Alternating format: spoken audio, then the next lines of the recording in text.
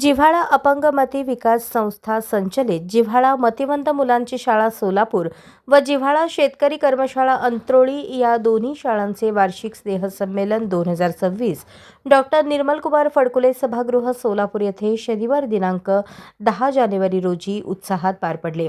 स्नेहसंमेलनासाठी प्रमुख पाहुण्या डॉक्टर दीपिका चिंचोली स्त्रीरोगतज्ञ सिक्युअर हॉस्पिटल सोलापूर व श्री व Sau P G. Varti Mumbai, Mandatai Kulkarni Kolhapur, doctor Datta Dharmadhikari Africa हे उपस्थित होते।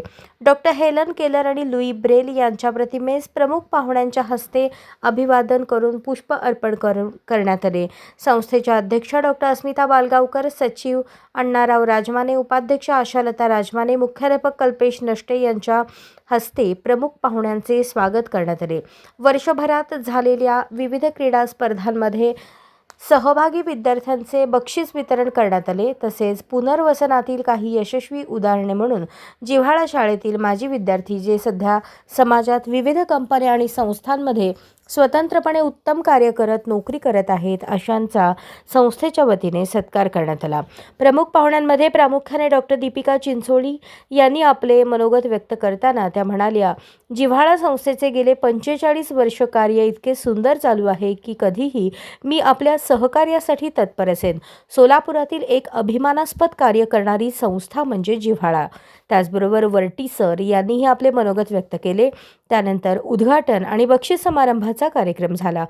जगातील 7 वेगवेगळ्या भाषांमध्ये मतिमंद विद्यार्थ्यांनी त्यांचे कलागुण सादर केले। कार्यक्रम मोठ्या उत्साहात पार पडला। अनेक गाण्यांना प्रेक्षकांनी कोरस दिला। अनेक सामाजिक विषयांवर यात सादरीकरण झाले।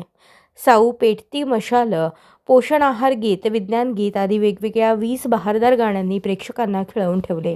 आजच्या या कार्यक्रमासाठी संस्थेतील सर्व शिक्षक, शिक्षकेतर कर्मचारी, पालक, विद्यार्थी आणि मुख्याध्यापक कल्पेश नष्टे यांनी सर्वांचे आभार मानले।